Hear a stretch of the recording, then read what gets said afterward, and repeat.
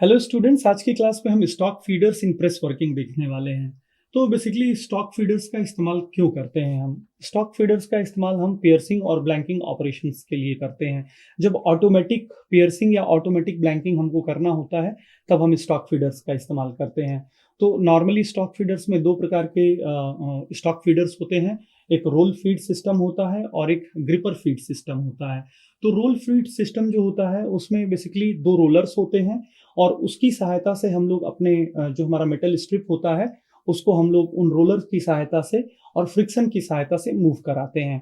ये बेसिकली एक eccentric shaft से डिराइव्ड होता है और eccentric shaft as a link drive हम लोग इसमें यूज करते हैं रोल फीड सिस्टम में।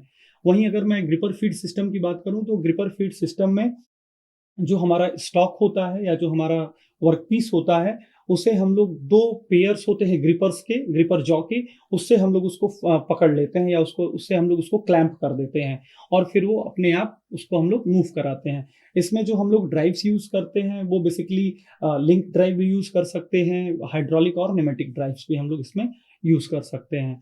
तो बेसिकली स्टॉक फीडर्स का प्रेस वर्किंग में ये रूल है कि जब भी हमें कोई ऑटोमेटिक ऑपरेशन करना है ब्लैंकिंग पियर्सिंग में, तो आसानी से हम अपने जो मटेरियल है या जो वर्क पीस है उसको हम लोग मूव करा सकें, जिससे कि मोर नंबर ऑफ प्रोडक्ट्स हम लोग प्राप्त कर सकें।